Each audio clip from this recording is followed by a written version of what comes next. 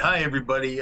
First of all, it's great to be back with you. I know we took last week off. To be honest with you, um, I was up for about 50 hours, I think, during free agency. Once free agency started, we wanted to put our hat in the ring on a few players and talk to some people and do some things. And it's a busy time of year. Moving forward, though, obviously we're in week two of free agency. And I guess the biggest thing is it's nice to see the league and all the other teams stepping up and signing some great players. I think the NAL. I've always thought the NAL to be the premier indoor football league, but I think we're proving it by the players that other teams are signing. I don't think anyone's left out big names, and that's great. I applaud them. Do everything in your powers, to have a great season. I'm a firm believer in that. And kudos to all the other coaches, GMs, and owners, first and foremost. Okay. Um, you'll notice during that free agency period, we took the opportunity to not only keep revisiting our own players because we truly believe we have the best players in the league, but also to look at young talent that maybe is being overlooked, as well as some big names. In the next coming weeks, you're going to see some names from the NFL on our roster. You're going to see some names from Division One teams on our roster. You're going to see some of our players from last year on our roster that aren't currently on there. I think right now we have 13 officially on our roster today, maybe 14. I have to double check that. To be honest with you, I spent the pretty much the morning here talking to players and recruiting. So you'll forgive me if I'm not 100% on that. But here, let's talk about some of the process of how we're building our roster. Okay, um, we've had some pretty big names call us and want to be a part of us, and frankly, we said no. Um, if we don't think you're a good fit, if we don't think you have um, the type of personality, we'll say, that fits in with our culture, we're going to pass. We would rather wait and take great athletes, but also great men. Not that they're not, it's just sometimes that shoe doesn't fit. Um, and what we were trying to do is, again, build the culture, again, the Empire way.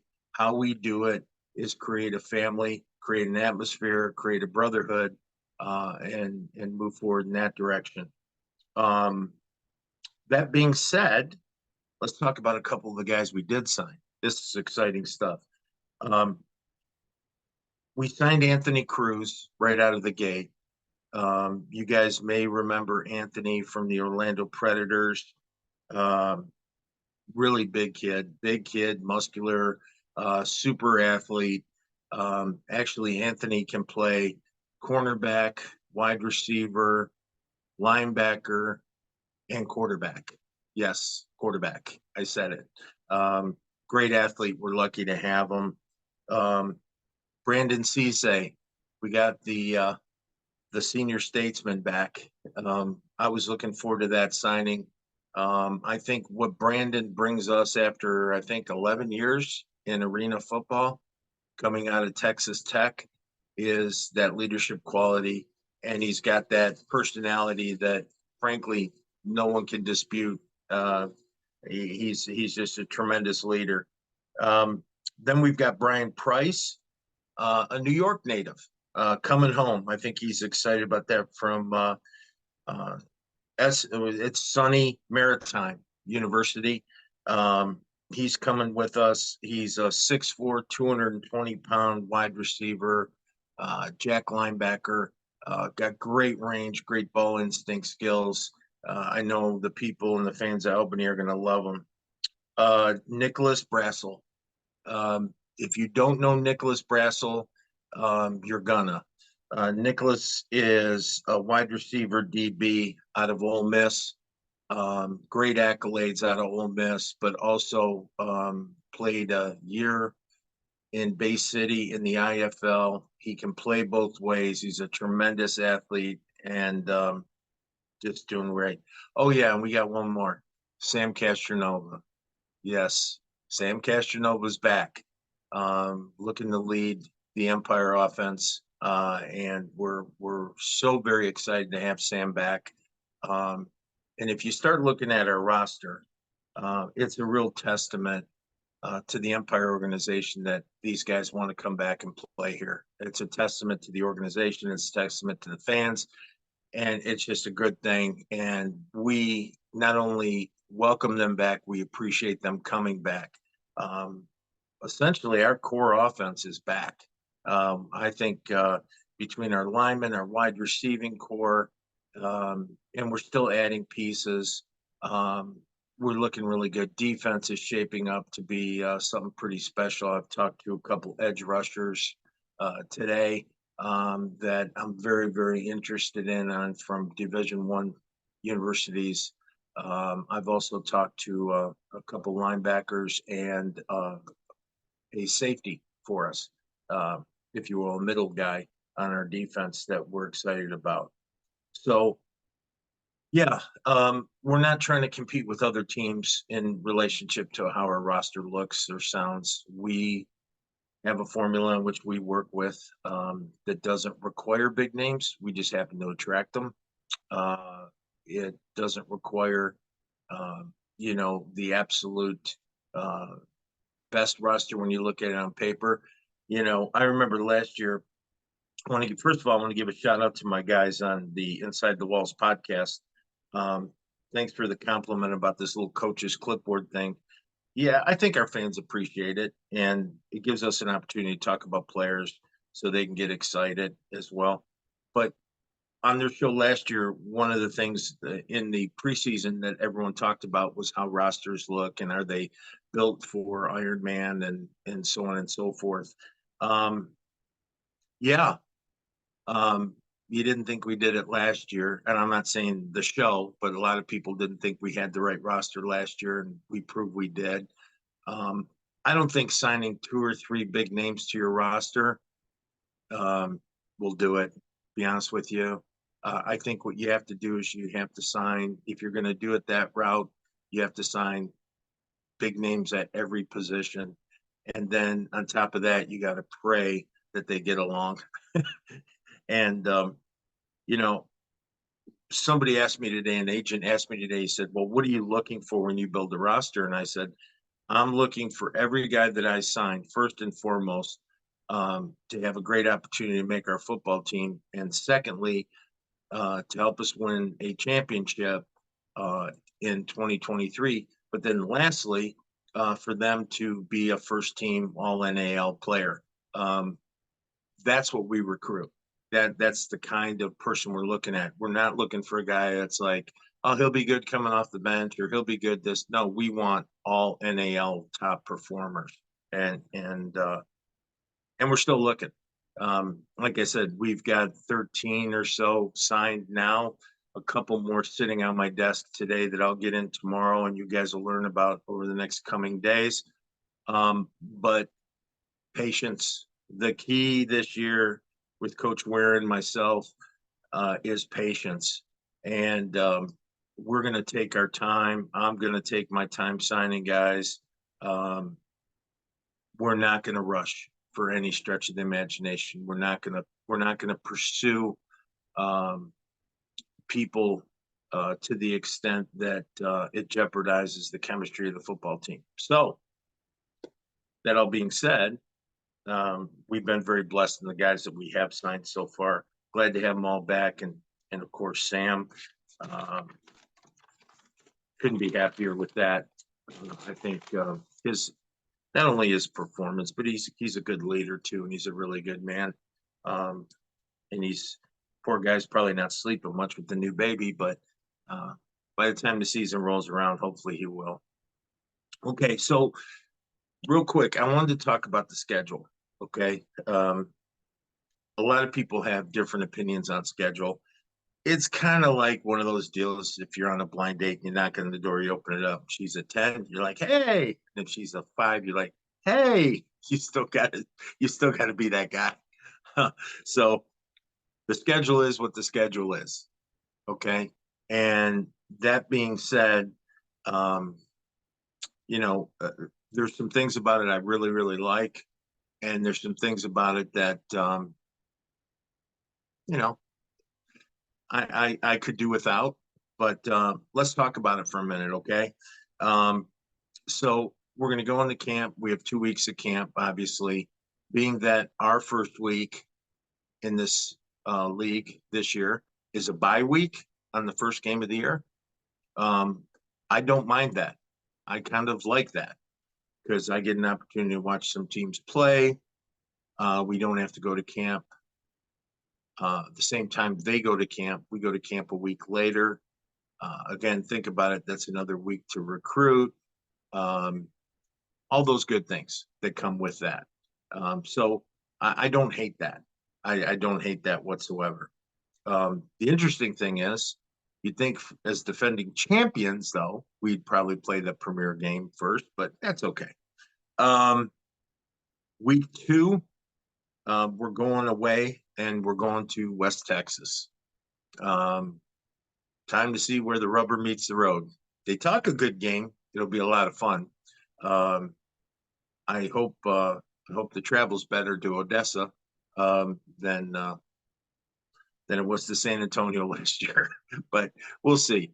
And again, great opportunity for West Texas to have the returning champions in their arena early, but also great opportunity for us to be tested against a good football team. So we're excited about that. The third week we are home, and we are home against the Columbus Lions. That's that guy down there. Yeah, I don't say his name anymore. Oh, I saw his show, by the way. Um, Chris McKinney and that other guy. Yeah, Chris, you look great. We'll leave it at that. That being said, then we get into another home game in week 4, and we got the San Antonio Gunslingers coming up here. I think they're going to be a great football team this year. I think that they're spending some money. They're doing the right things. If they can make that formula work, God bless them. I wish them well. Then we have a bye week. Not thrilled about the bye week so early, but again, like my friends on Inside the Wall said, a lot of it's scheduling for arenas and space, concerts, other events. So anyway, we have that bye week in 5. Week 6, we're home against the Orlando Predators. Uh, Looking forward to that game coming off the bye week. That's where the first bye week is where you make your tweaks, I think. Either you add guys to the roster, or you get an opportunity to get the dings off from camp and, your first couple games. And it gives you a chance to rest up a little bit. And then after Orlando, guess what? Another bye week. It's like that knock at the door with that number 5 standing there. Um, it's just the way it is. And I don't mean anything disparaging. I'm not trying to get in trouble with any women's groups, but you know what I'm saying. It's just not a good thing. It's just bye game bye.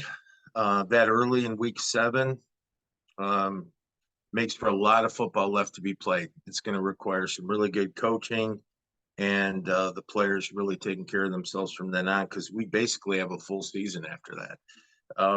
But that's okay. I love the challenge. Then we're away, and we're going to play a Friday night game. Yep, Friday night. We're going to play a Friday night game in Fayetteville. Oh, I want to backtrack. In week 3, on our first home game against Columbus, that's on a Sunday, by the way. So kind of cool deal there. I love Sunday games, to be honest with you. Fayetteville, though, in week 8, we have a Friday night game. Then strangely enough, the following week on Saturday, we play Fayetteville again, back to back. So uh, those are always tough, because if you have great success, they get a week to prepare for what you were successful with. If you had a poor week in the first game, you play against each other, then you hope you have enough time to fix. It's just tough playing back to back games against opponents. But again, schedules are schedules. Then on Friday in week 10, we play Columbus. We'll be playing them down there, and that's with that guy down there. And then on week 11, Saturday, we got Jacksonville, and we'll be down in Jacksonville for that game as well. So Columbus, Jacks, a little bit of a deal about mid-season. We're three-quarters of the way through the season. And then we have Carolina at home in week 12 on a Saturday. The rest of the games are on Saturday. 13 is San Antonio away. Then we have Jacks the 14th week at home. And then we have Orlando away, which is always kind of nice because it's warm and hot down there at that time. It's a good thing. And then we play Carolina, away on the 16th week on a Saturday. And then our last one is West Texas at home. So the way we always plan is, so our last game is West Texas, then we have the home playoff game, then we have the championship game. So hopefully we'll have the last three games at home. Just saying, that's what we would like to have. So the long and short of it is this: recruiting's going really well. I'm a little disappointed in one thing, Albany Nation. I really want y'all to step up and get your season tickets early. Schedule's out. Players are getting signed.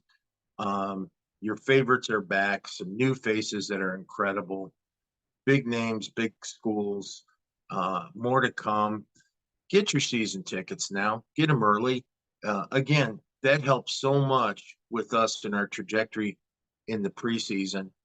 So once the season starts, it's a really good thing. I really encourage you guys to do that. Also, make sure you get it to the store.